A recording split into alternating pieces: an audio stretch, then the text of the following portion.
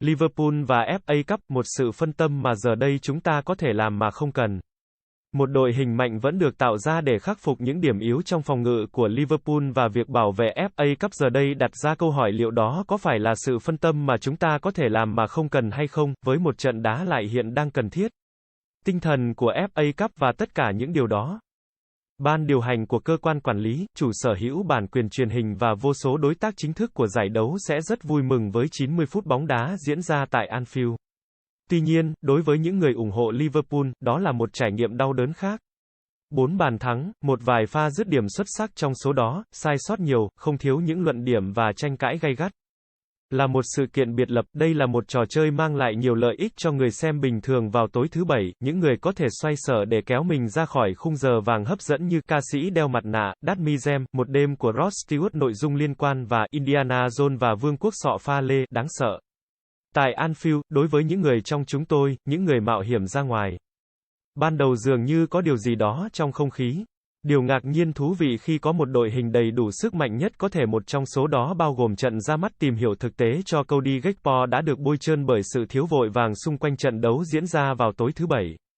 Các loại bia trước trận đấu đã được chia sẻ và trò chuyện vui vẻ không hạn chế được chia sẻ xung quanh các quán rượu và quán bar. Tôi hoàn toàn hiểu tại sao bóng đá tối thứ Bảy và Chủ nhật lại phổ biến ở Tây Ban Nha và Ý. Về lý thuyết, khía cạnh xã hội khiến nó trở thành một sự kiện thoải mái hơn, thay vì thời gian bắt đầu trước đó đã được thử nghiệm và thử nghiệm mà bóng đá Anh quen thuộc hơn vào cuối tuần. Có ít đĩa cá nhân hơn để quay vào tối thứ Bảy và Chủ nhật, ít gây phiền nhiễu, yêu cầu và tiếp tuyến phải hướng tới trước khi bắt đầu trò chơi. Mạnh đến yếu.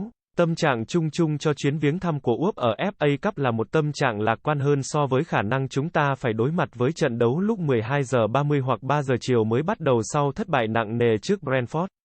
Một đêm đáng sợ của Cao Im-hin Keller, Nat Phillips, Naby Keita và Fabio Carvalho, thay vào đó, chính những vị khách của chúng tôi mới là người bấm chuông báo thay đổi.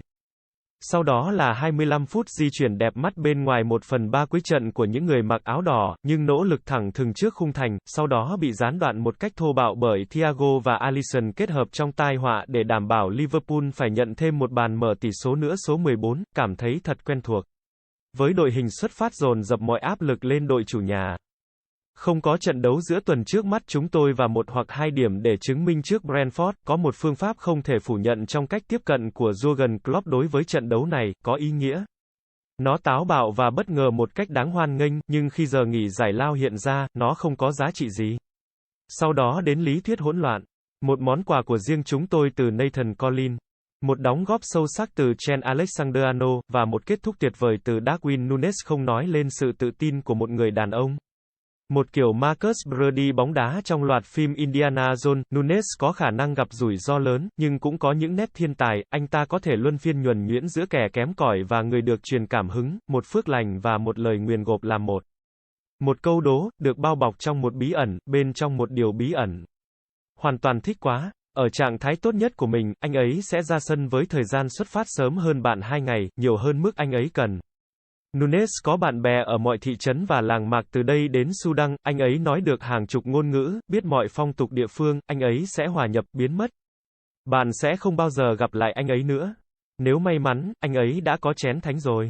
Thông thường, anh ấy đã ghi bàn trong một trận đấu mà dấu ấn đóng góp của anh ấy ít tác động hơn so với những lần khác khi anh ấy kết thúc mà không có bàn thắng.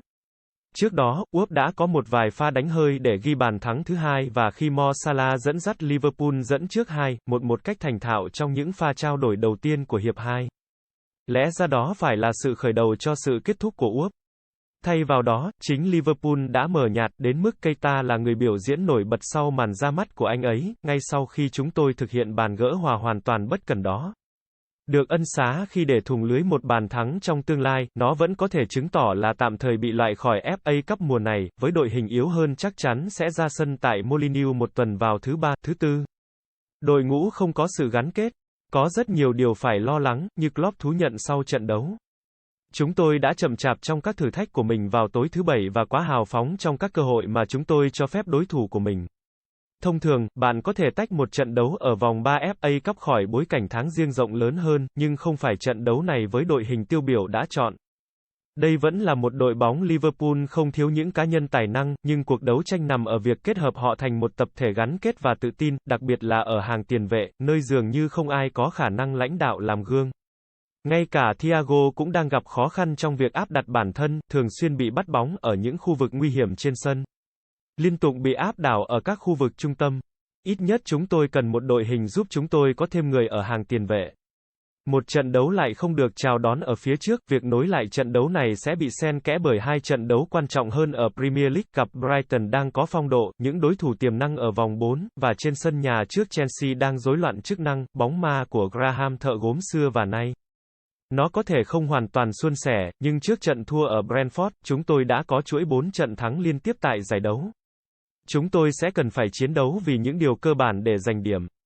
Đối với FA Cup mùa này, lịch sử chỉ ra rằng nó sẽ là một thử thách bằng tra tấn, bất kể hàng thủ của chúng ta có thể kéo dài hay không. Trong số 6 lần gần nhất chúng ta tham gia cuộc thi với tư cách là người nắm giữ, chúng ta chưa bao giờ lọt vào trận chung kết và chỉ vượt qua vòng thứ 4 một lần. Ngay bây giờ, nó có lẽ là một sự phân tâm mà chúng ta có thể làm mà không cần. Cảm ơn bạn đã theo dõi kênh Bóng Đá 38. Hãy đăng ký và ủng hộ kênh để không bỏ lỡ những video hấp dẫn.